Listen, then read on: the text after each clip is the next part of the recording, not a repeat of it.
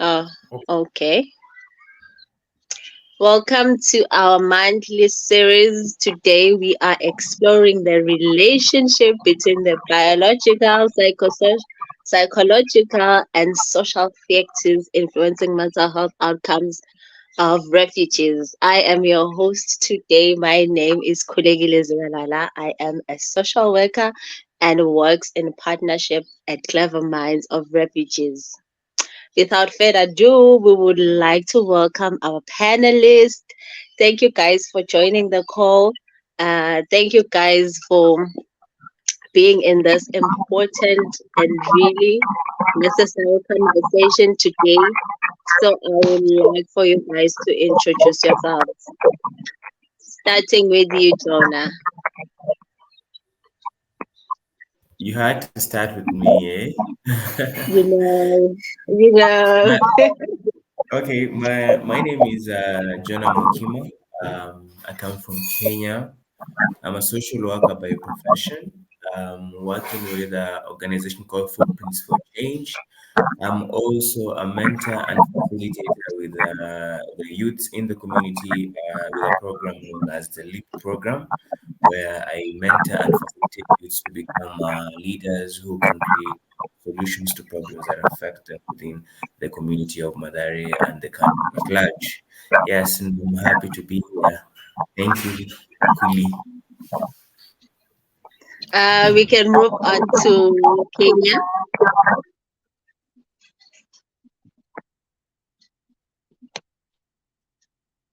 Kenya.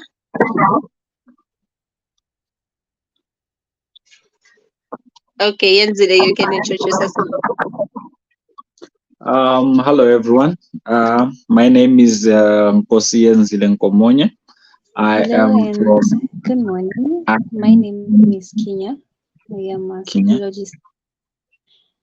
I am honored to join the conversation and I hope to also learn from you. Thank you.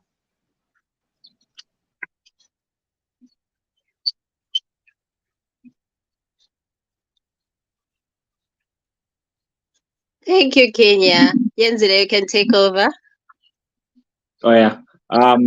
As I said, my name is Nkosien Zilenkomonye. I am from Eswatini, a social worker by profession.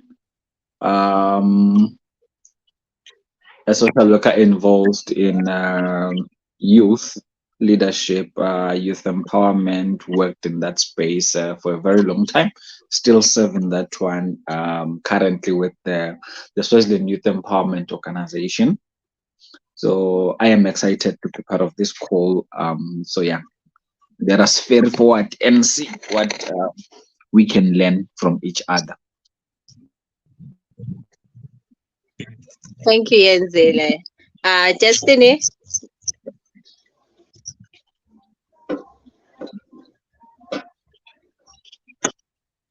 your mic is on mute. Yeah, I was asking if I should have to introduce myself. I think everybody in the world knows me. So I'm Destiny by name. I am Destiny by name, and I am the director of Clever Minds of Refugees International worldwide, and I'm a content creator, so actually a songwriter. Yes, so Thank you, Destiny. Tony,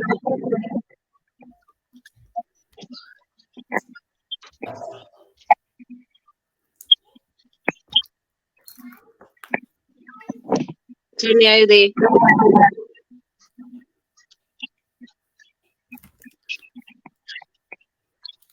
Okay, I think we can move on from that. Tony will introduce himself later. Thank you for your introductions, and we are going to learn from each other, and we are going to raise awareness on mental health and how to address all the biological, the psychosocial, and the social factors that are in how they are connected in addressing and improving mental health of refugees. I would like to know what is your understanding on how the biological, psychological, and social factors are interconnected, and what influence do they have on mental health of refugees? Kenya. Yes. Yeah. Did you get my question? Sorry, would you mind repeating again? I think I didn't get it quite well. Oh, okay. I was Mm-hmm. saying, what is your understanding on how the biological, psychological, and social factors are interconnected, and what influence do they have on the mental health outcomes of refugees? Thank you for that. So when we're looking at mental well-being, it's very crucial that we understand when it comes to biological, the environment, it really plays a key role. And when we're looking at the combination between biological and psychological factors, when we talk about biological factors, we're looking at maybe the genes, and these are just things that are Mhm. inherently in an individual. They are born, and at times they predispose you to certain mental health disorders, and actually possessing certain genetic components makes one vulnerable. Probably they are exposed to a traumatic experience. Now, these chemicals can also, or maybe then, do I call them the genes? Could also contribute to, the development of mental health disorders. Also, psychologically, when we experience, Mhm. because when we're looking at refugees, we're looking at individuals who at some point in life might experience a traumatic experience,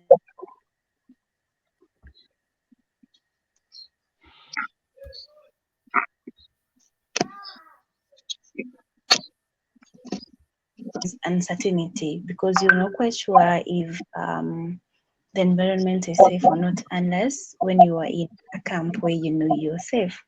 So at times they're exposed to anxiety, there is a lot of worry. All these factors as well can lead one to be predisposed to mental health disorders, particularly when we're looking at the distress, anxiety, and also PTSD. And now, when we look at the social factors, this is when we're looking at the support network and the relationship how we interact as human beings. So you find at times due to the relocation, the displacement, we have cut ties with friends or maybe family. And this also could lead to mental health issues. So it depends with one individual to the next what factors among us the three they could have been predisposed to. But all the same, there are factors which play a key role in mental well-being of refugees. Thank you, and back to you.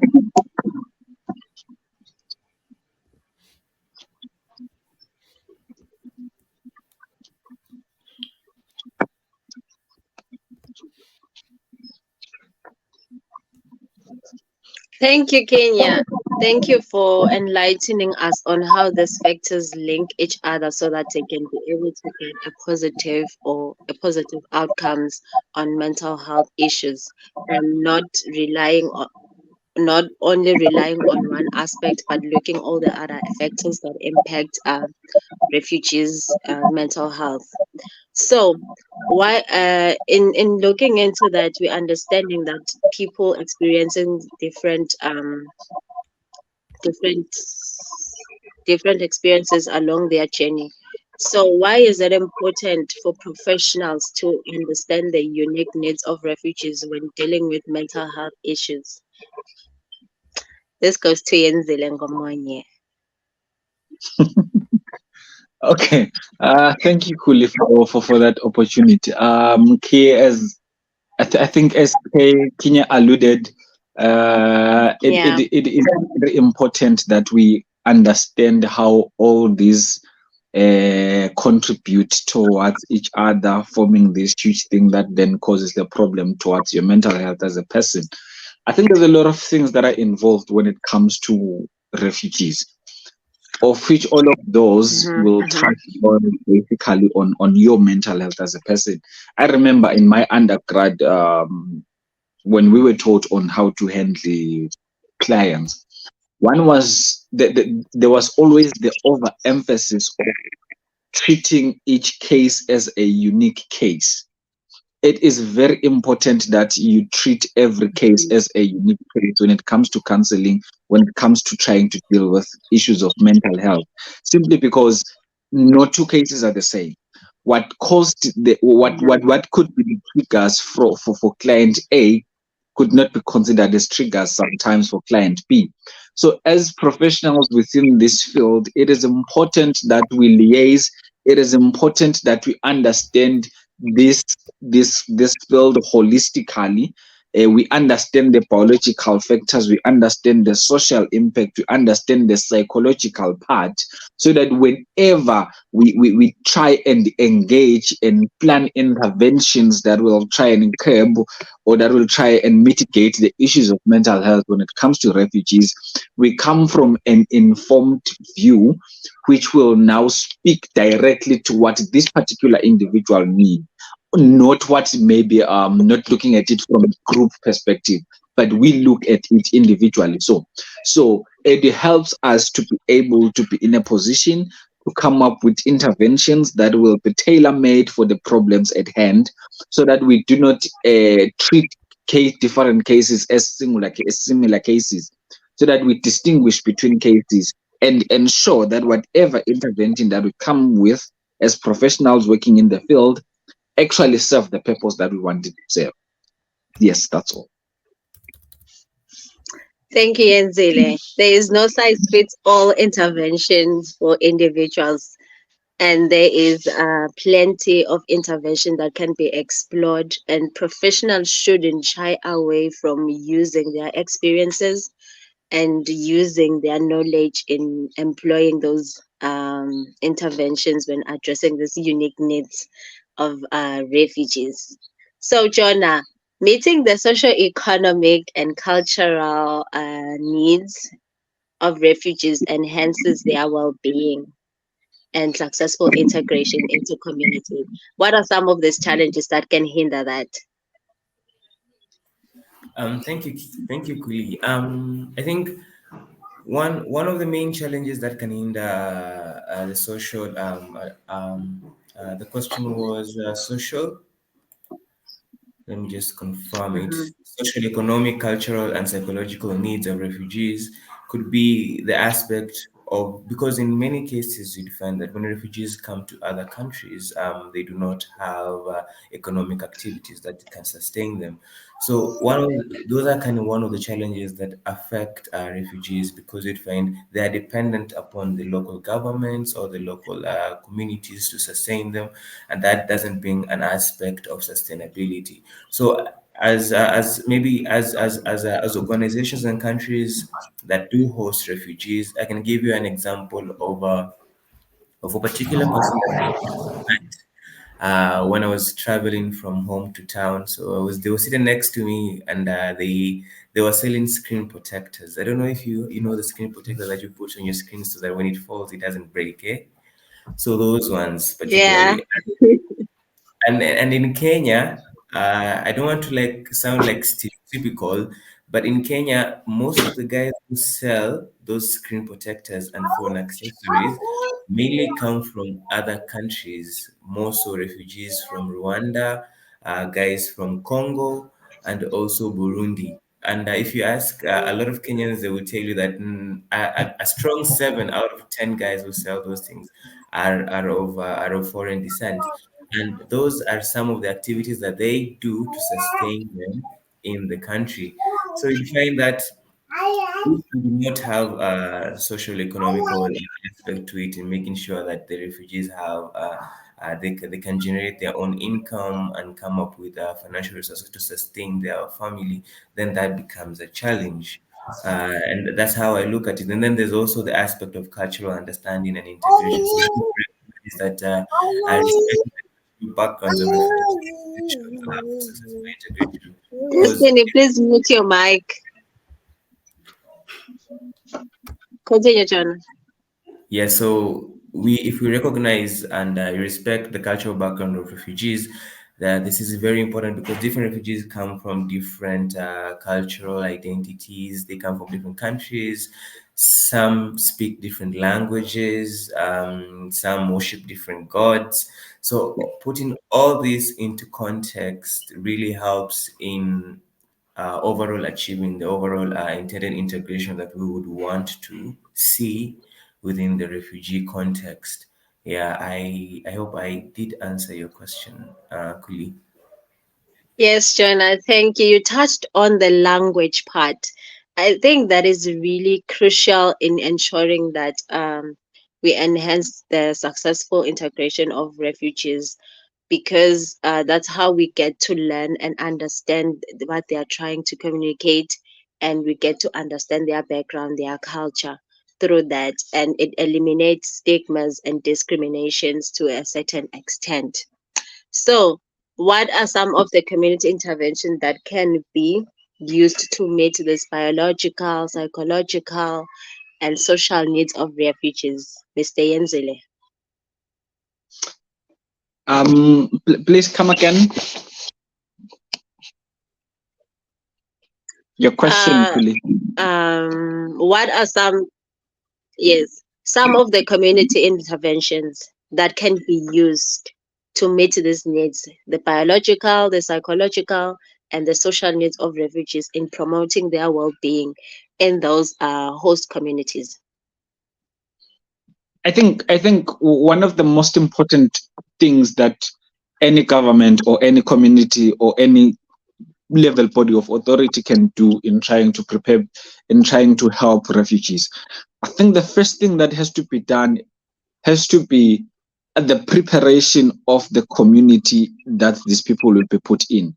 Because Yeah. if we do not prepare the people that they are going to be staying with in terms of teaching them and them actually learning how to actually live with people in terms of that will come in, that people will speak a different language. These people will come in and have a different sense of community, have a different way of doing things. So we as organizations working within this space, number one, the governments, two, local authorities of these communities, there has to be programs that will teach people and prepare them thoroughly before you move in refugees.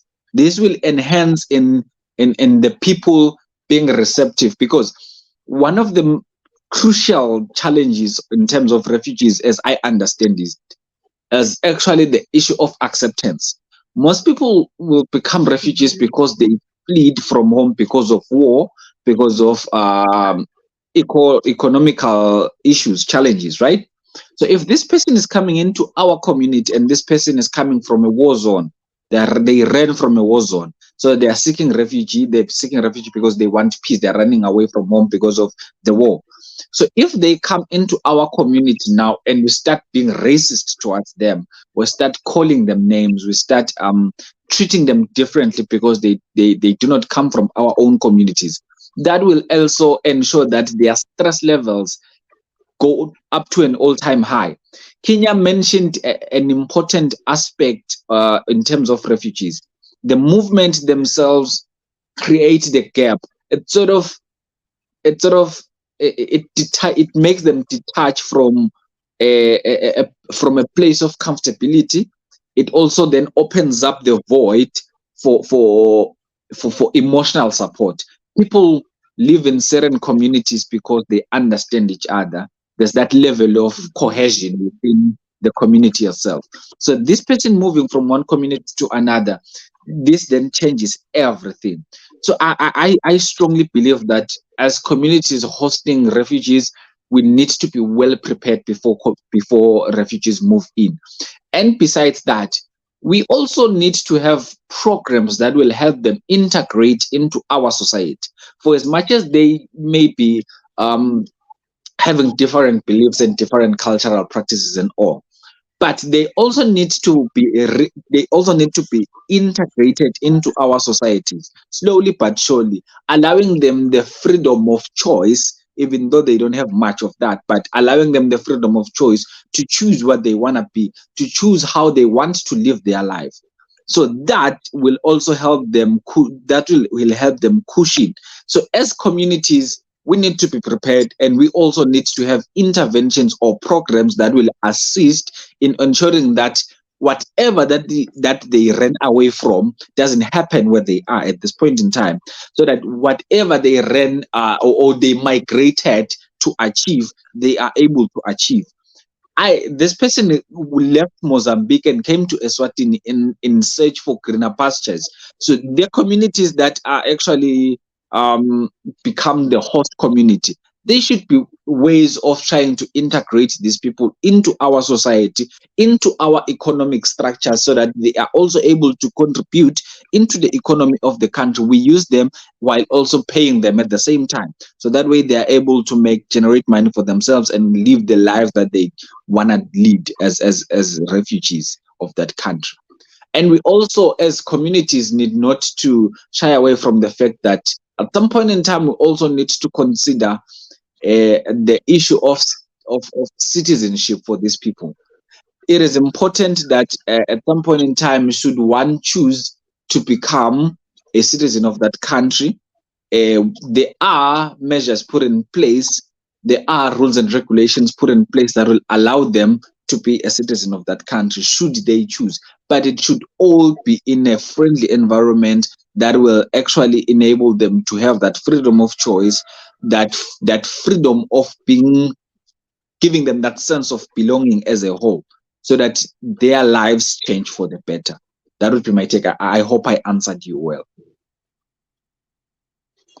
Thank you, Yenzile. Thank you so much. Thank you. And what I'm getting from your response is communities need to be prepared.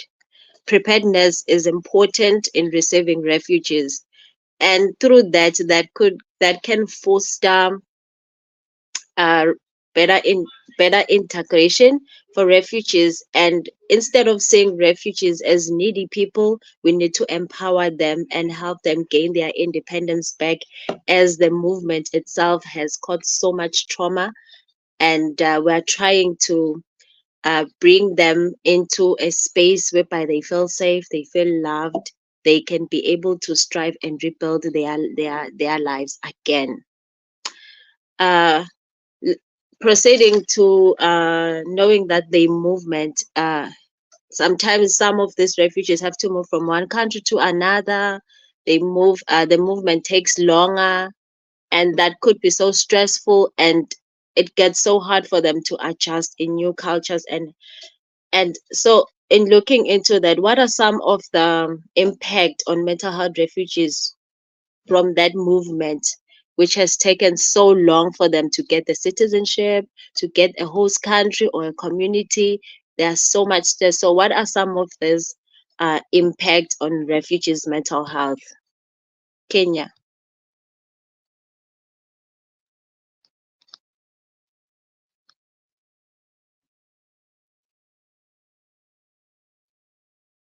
Kenya, you still there?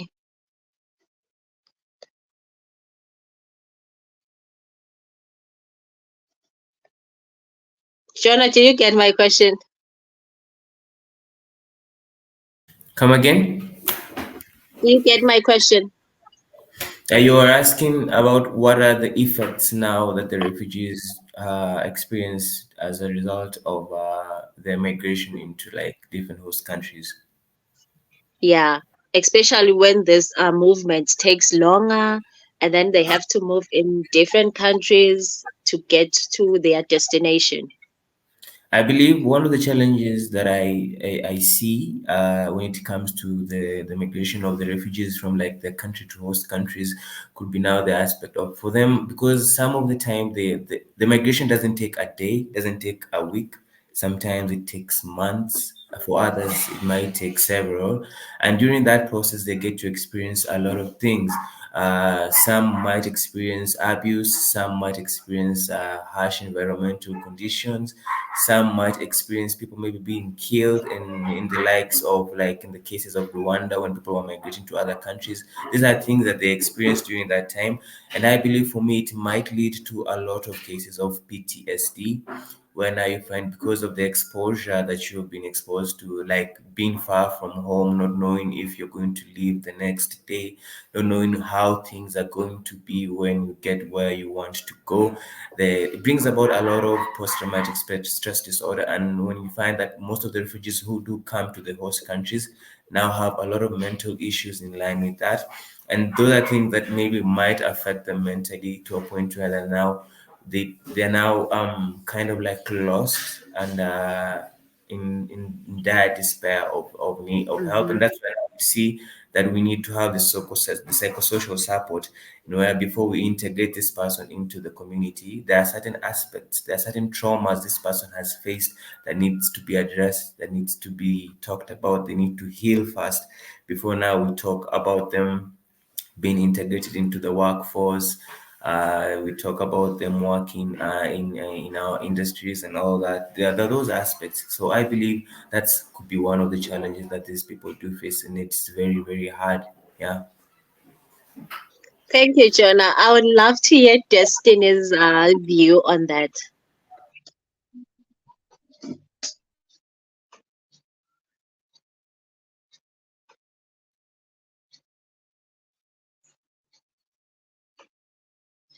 Your mic is on mute, Destiny.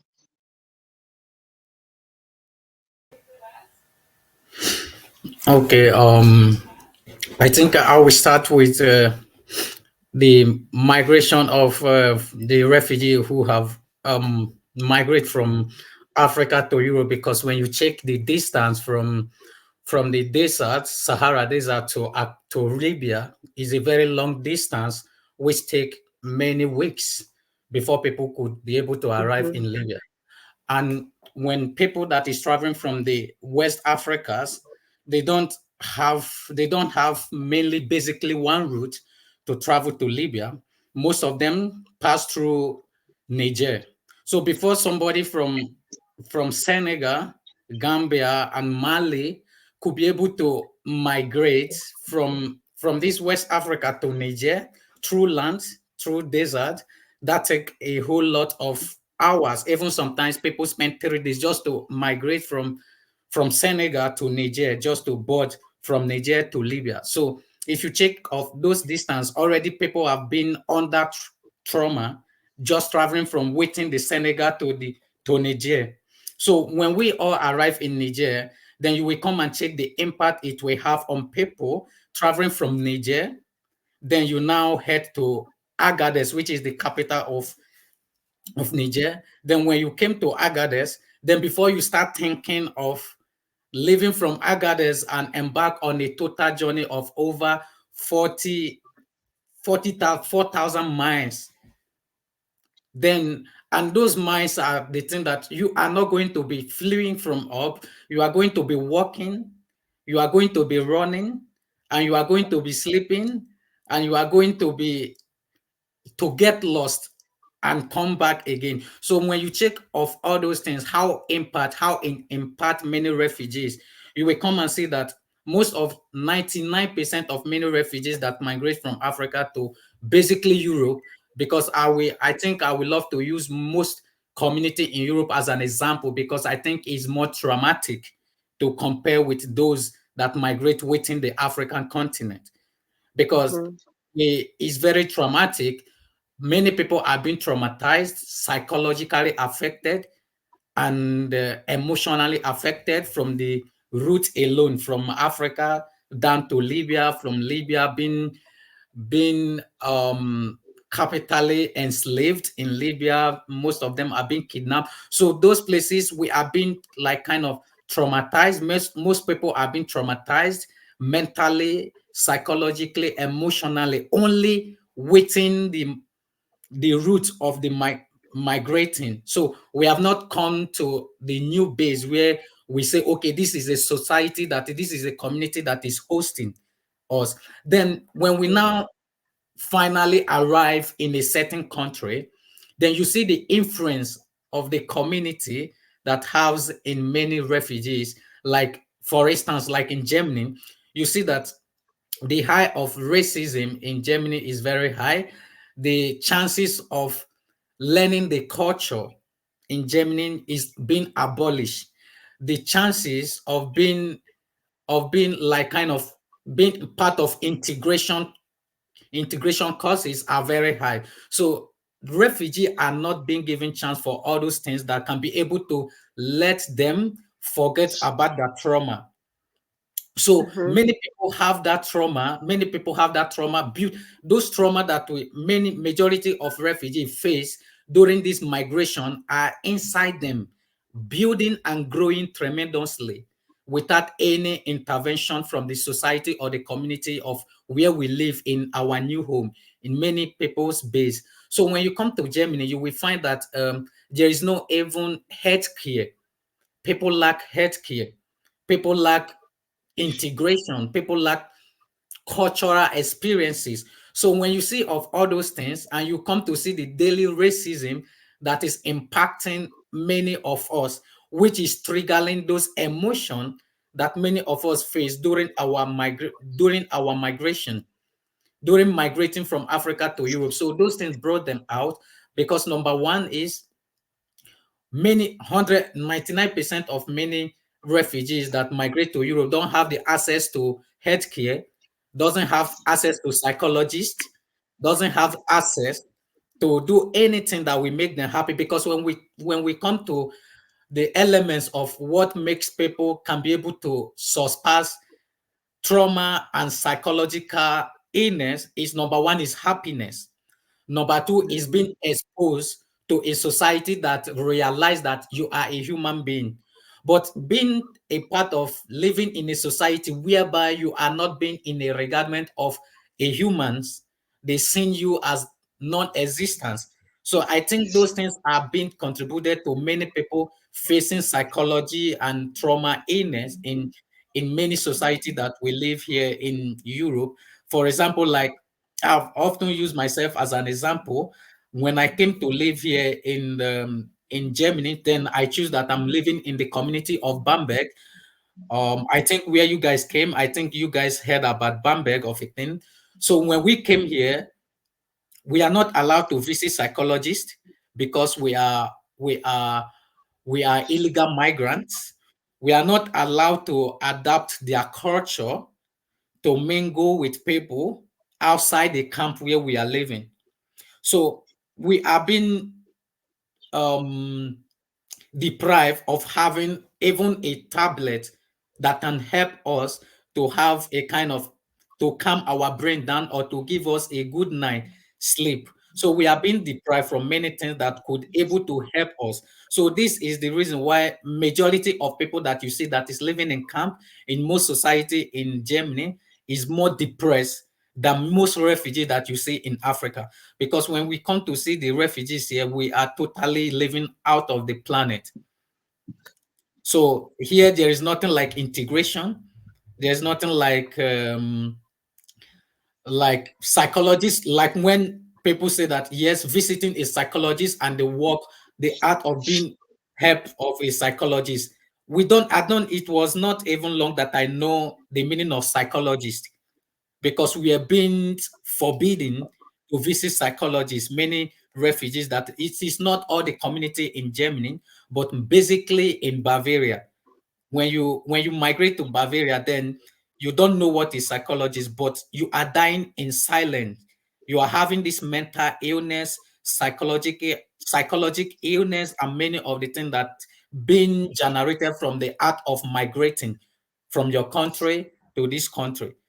So I think with the help of many organizations, psychologists, and many solidarity that start helping people, then many of us start grabbing the opportunity to visit psychologists, where we came to realization how important to visiting of psychologists and visiting a kind of um, specialists and sociologists, how important they are in the life of many refugees that fled their home, because only the travel alone is enough reason for somebody to be broke down by mentally and emotionally. So I think how the society could be able to help people is at least abolishing this this element of a thing that deprive people from having the link of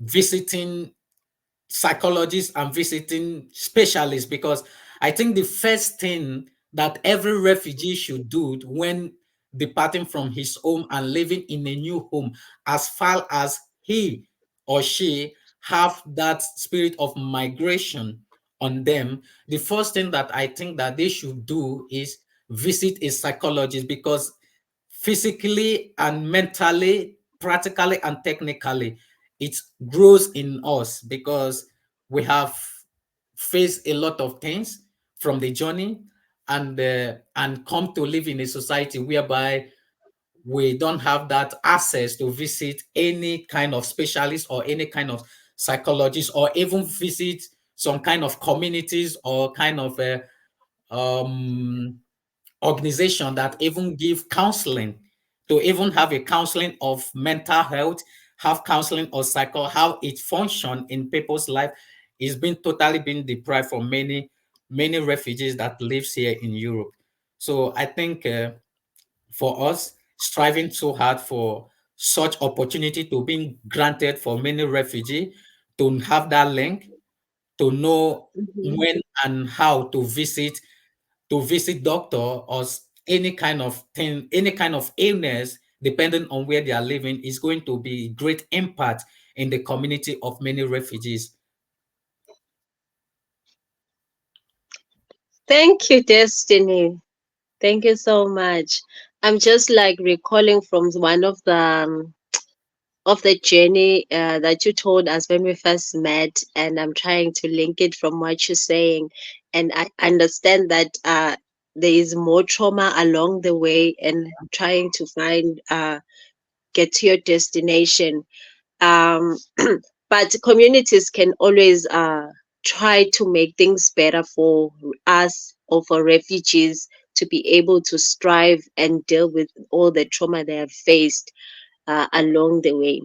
As we are looking into the biological, the psychological, and the social factors, I want to understand, why is it important to collaborate with other professions in tackling mental health issues amongst refugees?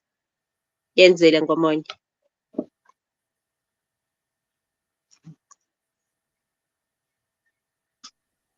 Sorry, my mic was off. But yes, Can I Kuli. see you? Can I see you? Yes, you will see me right now. I think my network is acting up, so I'm trying to cut down on bandwidth, but it will come around. So yes, um, it is important. Collaboration is very important in any field. You go Mhm. anywhere, you need to collaborate. We cannot overemphasize the importance of collaboration. Destiny has mentioned quite a mouthful in terms of the gaps that are caused by the lack of collaboration in terms of handling Yeah. refugees. The example of them being overseas. So the government just takes them and puts them in a camp.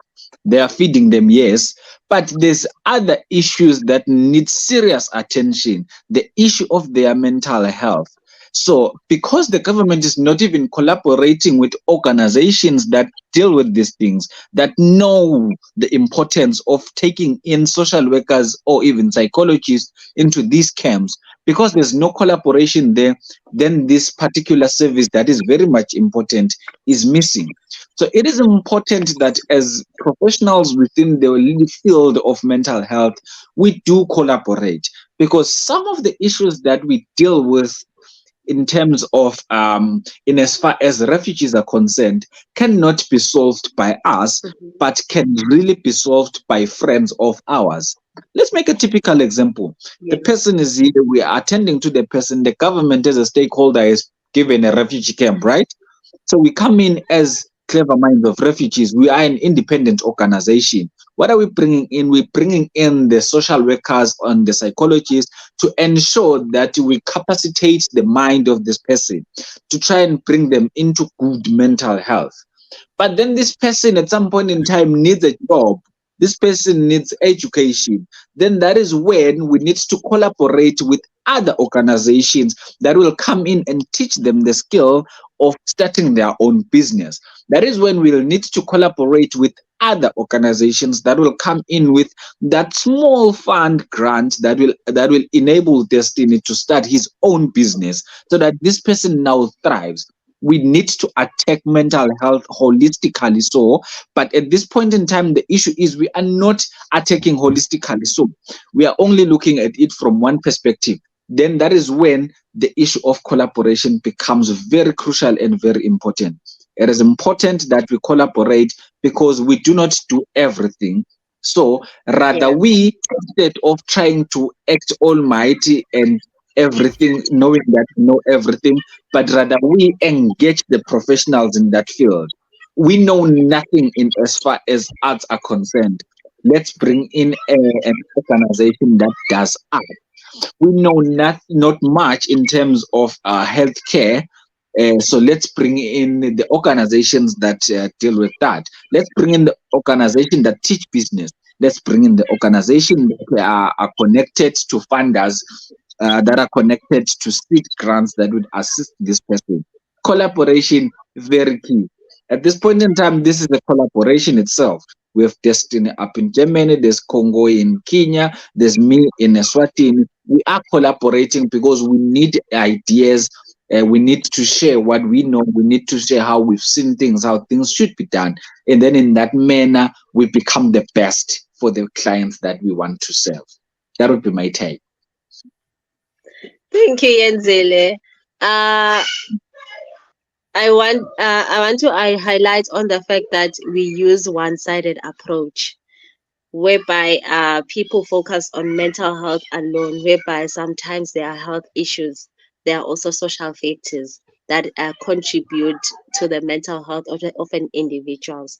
If professionals neglect that, it's high chances of this intervention not working out are high due to that there are other pending issues that were not addressed from the get-go.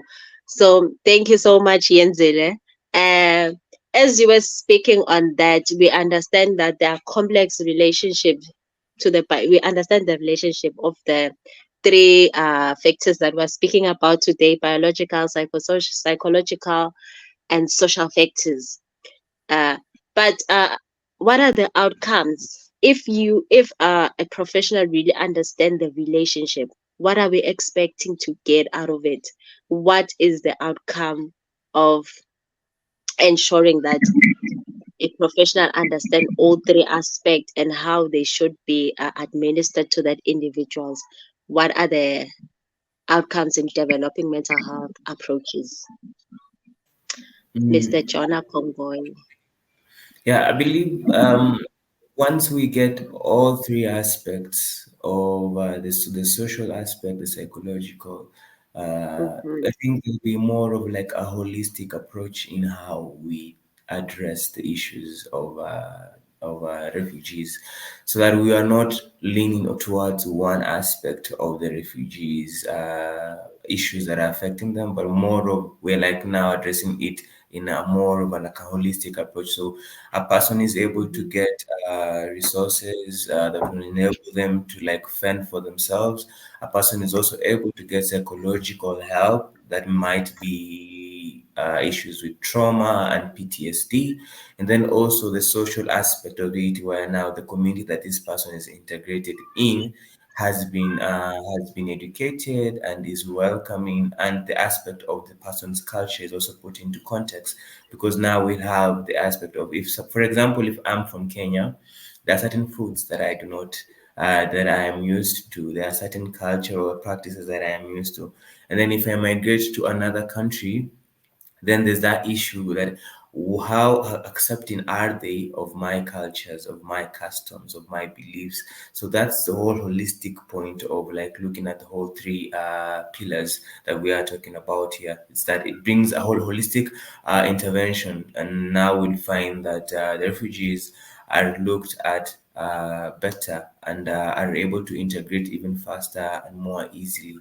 Yeah, so that's I think that's one of the importance of having that, of understanding the synergy between the three. Thank you, Mr. Sorry, Jonah. Kuli, before you jump in, I think I would also want to add something to what Jonah said. I think for me, understanding all three of these aspects would mean having the dream team. You know, the dream team. Sorry? It would mean having the dream team in terms in as far as Yeah. addressing mental health issues for refugees are concerned. It means to me having a one shop stop for everything, because the moment you understand the correlation to the correlation between these things, the better for you to understand how everything emanates and how everything has to be eradicated from the root, not from a top. Because if you miss one of these things, in fact, one needs to understand that everything affects everything. Everything is attached to everything, especially these three aspects: your psychological, your biological, and your social factors. They are related. In every case that you will attend, one will be the cause of the other one, and the other one will be the trigger for the other one. So understanding all three of those will put us in a better position to be able to draw better outcomes, to be in a position to be able to draw better interventions that will directly speak to the problem at hand and sort it out as quickly as possible. Thank you, Jordan. Thank you, Yenzile, for such an informative aspect. Thank you so much. I'd like to add on that these interventions should be solely be for the benefit of the individual. Let's not apply the same intervention for every refugee. Let's try to look into all these factors, how they can interplay with one another, so that we can come up with um, a best suited intervention for a person. So we have reached the end of our discussion. I would like to thank you guys for being on the call. Thank you guys for such an informative discussion. Thank you, thank you, Destiny, specifically Destiny, for coming through for us at last minute. You are the best. I would like for you guys to share your closing remarks. Yenzile, Why started with me? Why not Jonah? closing remarks. Just say two words and move on to Jonah. And then even Jonah Uh, said the same thing earlier. okay, it's fine. I'll go first. To Clever Minds of Refugees, thank you for this opportunity to have this wonderful discussion. Cool. Thank you for hosting it. We are hoping it grows bigger and better. As for Destiny and your team, continue the work that you are doing. At some point in time, more soldiers will be saved. The issue of mental health in connection to refugees is a delicate one that we as believers society need to take it more seriously and pay more attention towards, because people do not become refugees by choice. They are pushed by circumstances, sometimes circumstances beyond their control. So it would be nice to actually find a way to cushion them and make their lives a little bit better. I've always said to people here at home, Destiny, you will never really understand what it means to be. Um, you will never understand that whatever you're doing is you're not supposed to be doing when you are being racist, unless you get out of your comfort zone. It is only unless you leave the borders of Eswatini then that you will be the minority in an area, and then you will know what it means. I remember. I remember Tina shouting on top of her voice, "Always have your passport with you. We're not gonna go and fix the police station." And I'm thinking to yourself, why do I need to be carrying a passport to be going around town? Then that's the issue of racism and around being in a place where you are not. Being a refugee uproots you from a lot of things. It uproots you from familiar settings. It uproots you from um, your mechanical solidarity, which is your community that cushions you whenever you are in time of need. Exactly. Being a refugee, the migration itself takes its toll. Destiny was alluding on that, and it has a lot of factors that are happening on the way. I also believe that it takes away time, but the one aspect that we can never bring back, time. One tends to spend a lot of time on the road and trying to set themselves up in this new environment, and dreams are lost, hope diminishes. But at the end of the day, the refugees need to keep on fighting. They need to keep on the spirit of moving forward. I respect their decision to take to move. It is one of the bravest ever. I don't know what would happen in my heart if I'd have to be faced with that one. So, to the refugees around the world, we are with you. We feel your pain. We share your pain. We understand. But my request would be: do not give up whenever it feels like the days are not there, and the nights are longer. Just keep on fighting. Remember why you started, and the reward at the end of the day will definitely be there. Thank you. John. Yeah, I think Jensile said a lot, and maybe just to echo a few things. I think one of the things that I'd like to thank you guys for is creating that voice for refugees. In countries in a world where everyone is out looking for themselves, we also need to be there for those who cannot be able to speak out for themselves. So this is a very good platform, creating the awareness that is required for refugees. More so when it comes to also mental health in itself is a topic that is really looked down upon. Now connecting to the refugees, it's a very big topic, and I think more can be said and discussed around the same. So I think my final remarks is that one thing that will pass the test of time is love. I think we should, as a community, as a world, as a country, we should seek to love each other and love one another, despite where they're coming from or who they are. I think love overrides everything. Yeah. So thank you. Thank you, Jonah. Destiny, do you have something to say? I think Closing remark? I think I would love to say something like I think the issue of mental health is a very kind of Mhm. crucial and paramount, and also very kind of a very large topic when it comes to refugee, because I came to realize that that is the major problem and one of the most critical problem that we all face as that as most people who have refugee background in mostly living in Europe and also living in Africa, because with this mental health, with our experience traveling as a refugee, and to the thing that we exposed to the kind of society that we exposed to in Europe and in our new homes, is also kind of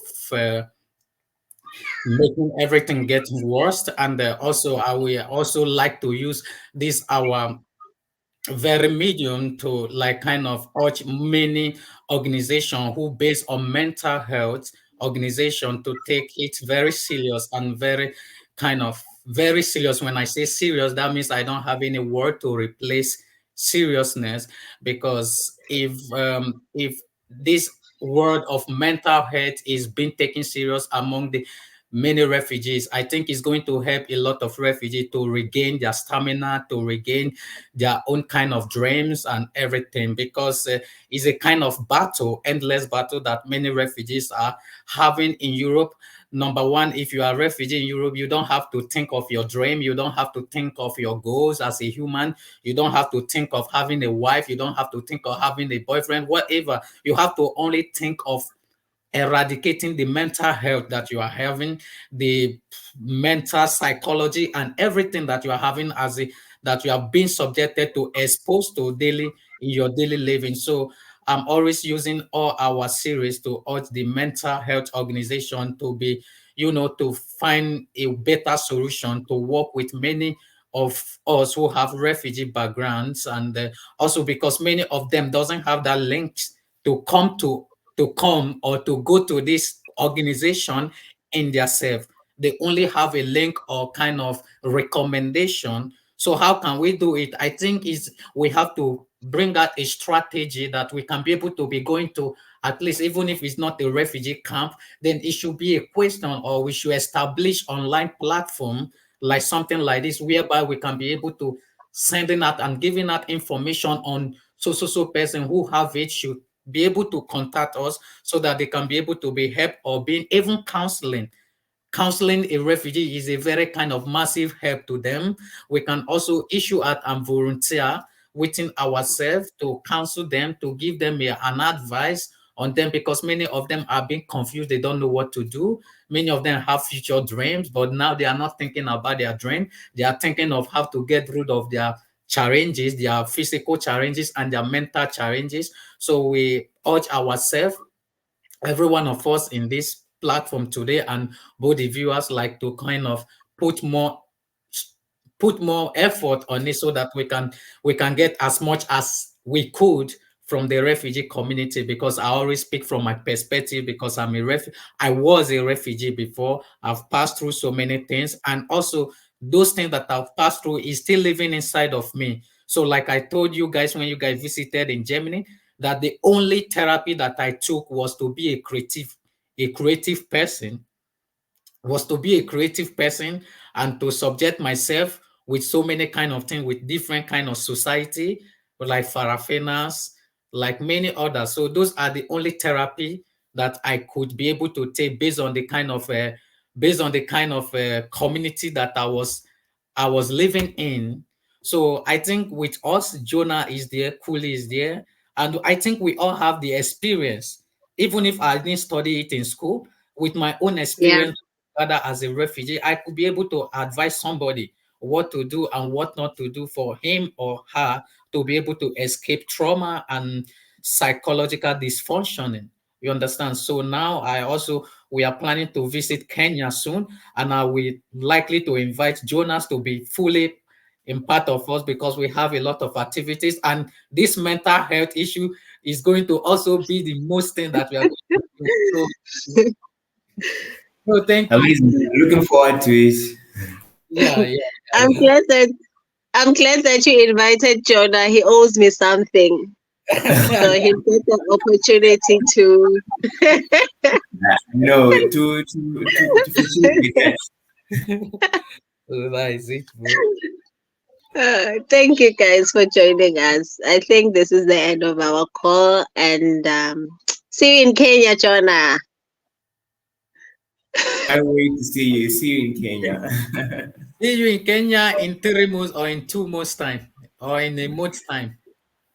Yeah, Amazing. he owes me Don't worry. something. He knows. He knows. Don't worry, I'm going to bring him to the table, so you will hold him by his trouser. Yes. Yeah. I I will think pay. we're done, and I am battery low. Ah, okay. Yeah. Okay. I think you can stop the recording now, and bye, guys. I need to charge my phone.